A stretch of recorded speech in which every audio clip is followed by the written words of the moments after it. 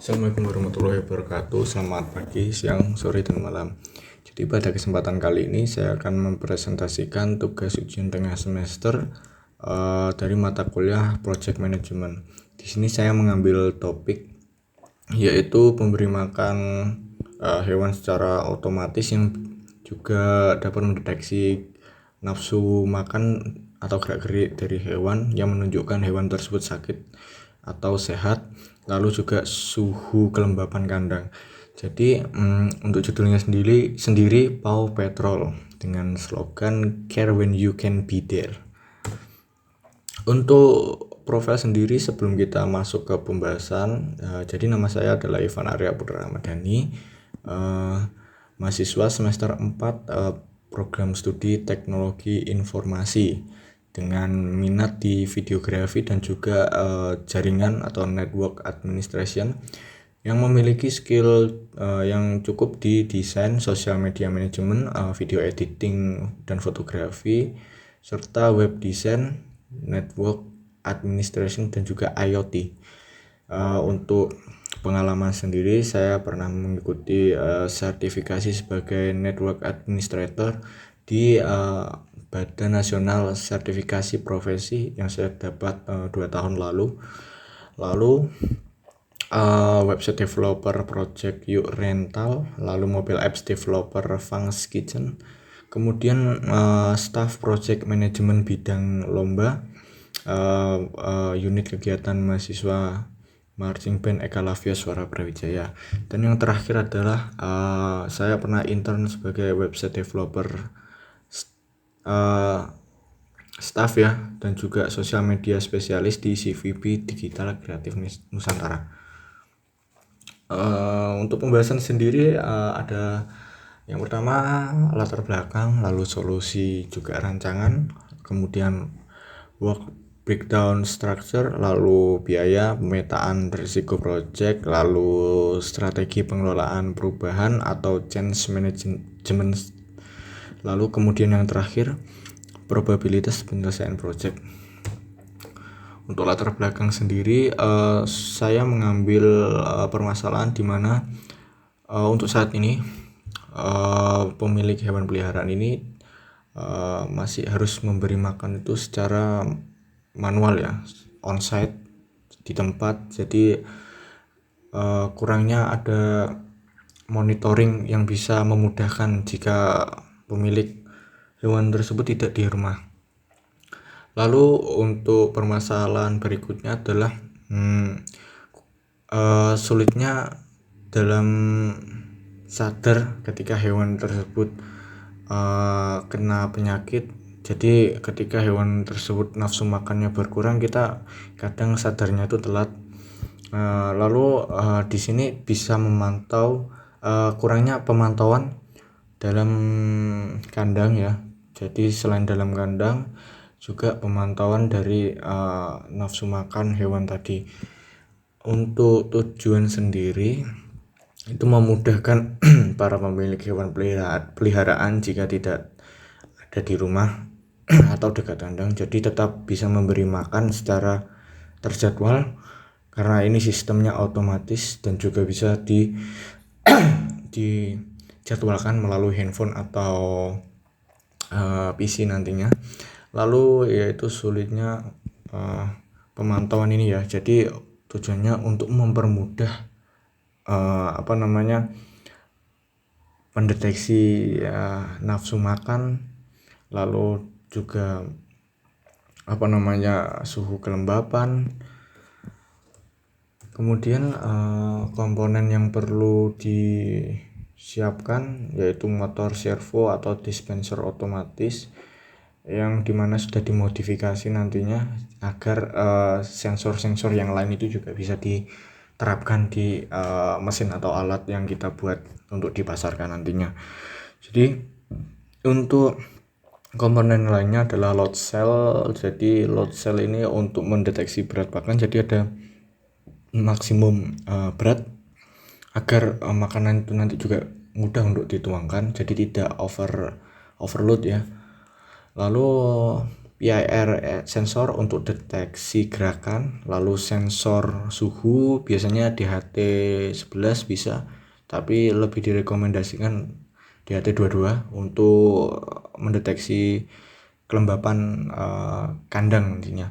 Lalu ada dashboard online, jadi kita mengembangkan dashboard via website, lalu juga direncanakan untuk mobile apps yang bisa memberikan notifikasi pada pengguna nantinya.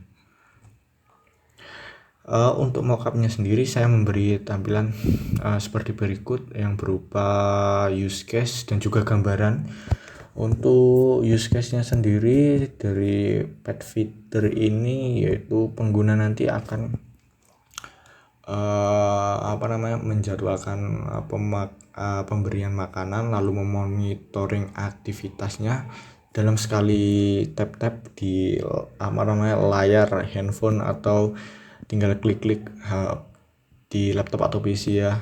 Nah, ketika sistem tersebut dilakukan oleh pengguna, maka alat akan merespon. Responnya adalah sebuah perintah untuk menuangkan makanan dan juga menangkap itu tadi ya, deteksi gerak-gerik. Lalu selain gerak-gerik juga sensor, menangkap sensor lingkungan kandang dan akan melempar sebuah notifikasi yang dikirimkan kepada pengguna berupa statistik nantinya ya. Jadi untuk dispenser ya, ini untuk motor servonya sendiri yang sudah dilengkapi dengan ESP, lalu breadboard, resistor, kemudian sensor PIR dan juga DHT. Untuk keunggulan sendiri, memberi makan secara otomatis yang terjadwal dan jadwalnya bisa diubah. Lalu deteksi secara dini kehilangan nafsu makan dan gerak-geriknya yang lemas, yang tadinya aktif jadi lemas. Lalu monitoring jarak jauh, jadi pemilik tidak harus onsite atau harus di dekat kandang untuk memberi makan. Lalu memperoleh informasi yang saya sebutkan tadinya. Untuk strukturnya sendiri, yang pertama ada perencanaan project. Jadi dalam perencanaan project kita perlu mengidentifikasi kebutuhan pasar. Jadi apa saja kesulitan yang dialami, lalu kita memberi kemudahan yang berupa kebutuhannya kita perlu cukupi nantinya. Lalu kita melakukan benchmark dan juga studi kelayakan. Jadi apakah ada produk lain yang sudah dipasarkan. Nah, kita benchmark apakah ini memberikan sebuah keuntungan yang lebih berupa fitur yang belum ada dari produk yang lain, lalu adakah minus atau tidaknya nanti. Lalu penetapan milestone, jadi selain penetapan milestone atau tahap-tahap pengerjaan yang kita lakukan per minggu atau per bulannya, nanti juga menentukan timeline pengerjaan yang biasanya timeline ini cukup panjang sesuai dengan kebutuhan dan prediksinya juga. Lalu penyusunan tim, jadi di sini saya berencana untuk menggunakan satu project manager, satu front end develop, satu back end develop, dan juga satu IoT engineer. Lalu kemudian ada perancangan sistem.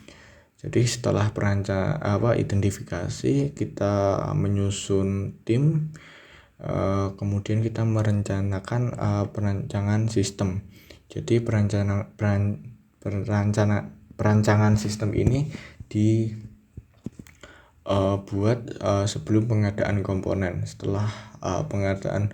Setelah sistem yang sudah dirancang itu selesai, kita mengadakan pembelian komponen, yang dimana sebelum pembelian juga kita harus menyusun apa saja yang dibutuhkan. Jangan sampai komponen-komponen yang useless atau tidak berguna itu kita beli secara over ya, secara berlebih. Lalu kita pengecekan barang setelah pembelian, apakah ada minus. Jika ada, nanti kita return dan kita beli di toko lain ya. Kemudian perakitan sistem.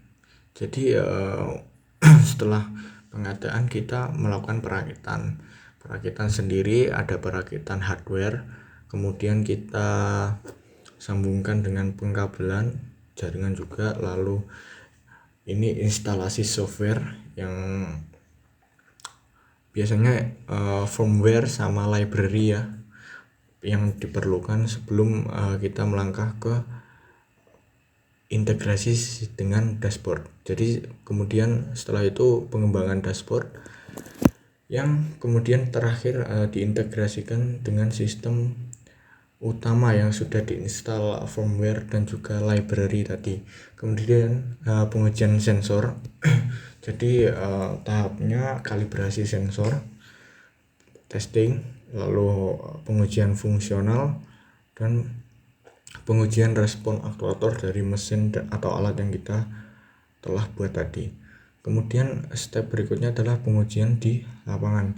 Jadi pengujian di lapangan ini bertujuan untuk mengetahui apakah mesin yang kita gunakan yang kita buat itu sudah perfect atau masih ada kekurangan apa, lalu ada yang belum teruji dengan baik. Stepnya yaitu instalasi sistem, kemudian simulasi skenario termasuk uji coba penuangan ketika ada hewan peliharaan juga ya, lalu pengumpulan data analis, jadi perolehan data yang muncul di dashboard nantinya. Lalu kita lakukan evaluasi yang minus-minus itu akan kita perbaiki agar menjadi sempurna. Kemudian yang terakhir adalah finishing. Di sini adalah pengambilan dokumentasi untuk penyusunan laporan. Jadi nantinya bisa untuk pitch deck kepada investor atau pihak-pihak yang mau partnership dengan kita. Untuk biaya sendiri di sini ada 12 biaya yang diperlukan seperti pengadaan ESP, load cell, PIR sensor, lalu DHT, motor servo, breadboard, kabel, resistor, dan lain-lain. Lalu gaji untuk project manager, front end develop, back end develop, dan IoT engineer. Kemudian ada akomodasi, dan kemudian ada dana tambahan atau dana cadangan sebesar 10% untuk jaga-jaga ya.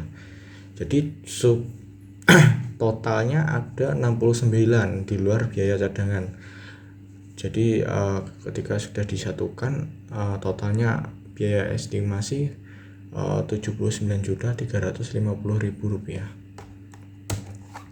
Untuk pemetaan resiko sendiri, resiko yang kemungkinan akan dihadapi ada 7. Yang pertama ada sensor tidak berfungsi. Di sini penilaiannya ada 1-5. Untuk dampaknya lumayan tinggi karena kalau sensor tidak berfungsi maka juga tidak akan tertuang makanannya. Kemungkinannya sedang dengan persentase 60% yang dihitung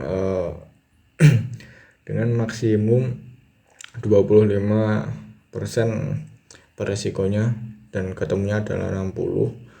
Untuk strategi alternatif atau mitigasinya, gunakan sensor yang terpercaya, kalibrasi di awal untuk kelancaran tadi, lalu testing unit dipastikan untuk tidak ada yang macet. Lalu koneksi internet tidak stabil, ini sangat tinggi karena di kondisi tertentu seperti hujan atau dalam kondisi luar kota atau lagi dalam pedalaman ya, itu akan kemungkinan internet ini susah, dan kondisi-kondisi tertentu tadi itu juga tidak menutup kemungkinan juga bisa, jadi kemungkinannya tinggi dengan persentase 80%. Untuk strategi mitigasinya adalah kita menyiapkan mode offline. Jadi ketika jadwal dan monitor tadi tidak tersedia, karena internet ini tidak bisa ya buffering itu, maka akan ada plan B yang dimana ketika menunjukkan pukul berapa, maka makanan akan otomatis tertuang tanpa si pengguna ini pencet-pencet dari jarak jauh itu tadi. Lalu ada sistem auto reconnect, ini pasti karena ketika terputus kita harus reconnect gitu kan. Untuk yang ketiga ada motor servo macet atau gagal. Nah ini dampaknya tinggi, kemungkinannya sedang, persentasenya sama seperti sensor tidak berfungsi 60%. Untuk strateginya ya kita uji ketahanan dulu, lalu desainnya itu kita pastikan fungsionalitasnya itu berjalan dengan baik. Jadi emang betul-betul kita harus testing di awal ya. Lalu ada dashboard tidak responsif atau down, ini permasalahan umum ya. 3 sedang persentasenya 45%. Jadi untuk dashboard mungkin ada cadangan, ini termasuk mode offline ya. Lalu gunakan platform andalan ini untuk merancang dasar-dasarnya. Lalu ada komponen elektronik rusak, ini tinggi tapi kemungkinannya rendah 40%. Jadi jangan sampai ada kesalahan dalam perancangan atau pemasangan. Mungkin nanti akan konslet terus atau terbakar juga bisa. Jadi kita harus menggunakan proteksi arus, lalu pengadaan komponen cadangan. Untuk dalam estimasi biaya tadi ini sudah termasuk dalam komponen cadangan ya. Lalu over budget ini dari sisi keuangan, jadi dampaknya sedang, kemungkinannya rendah 30%. Jadi karena udah ada cadangan anggaran, jadi kita bisa memprioritaskan pembelian mana saja nantinya yang diperlukan, dan jangan sampai pembelian kita jadi useless ya. Lalu yang terakhir ada bentuk pakan tidak sesuai dengan desain dispenser. Nah ada beberapa pakan hewan itu yang besar, terlalu besar, jadi tidak sering macet gitu ya. Jadi untuk ukurannya nanti bisa disesuaikan. Itu dampaknya sedang, kemungkinannya juga sedang, sekitar 45%. Jadi nanti akan didesain pada bukaannya, lalu uji pakan yang berbeda-beda jenisnya. Untuk strategi pengelolaan perubahan atau change management, jadi yang pertama ada perencanaan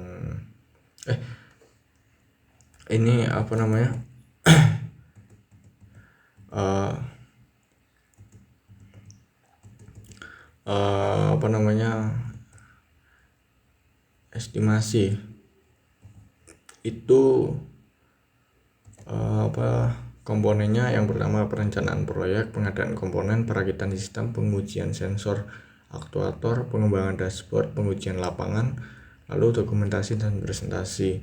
Di sini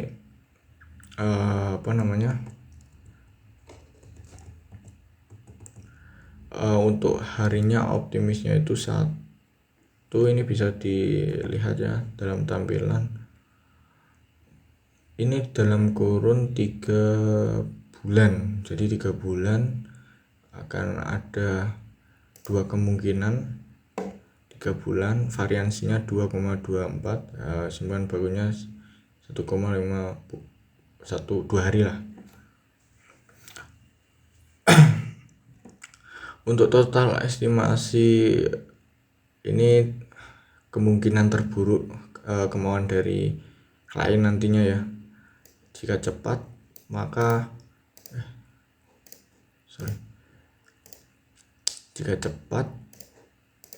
akan besaran presentasinya 45%. Dalam artian pesimis itu mesin jadi, dashboard jadi, tetapi fungsionalitas dan kurang sempurna. Jadi kemungkinan paling baik optimisnya adalah 45 hari.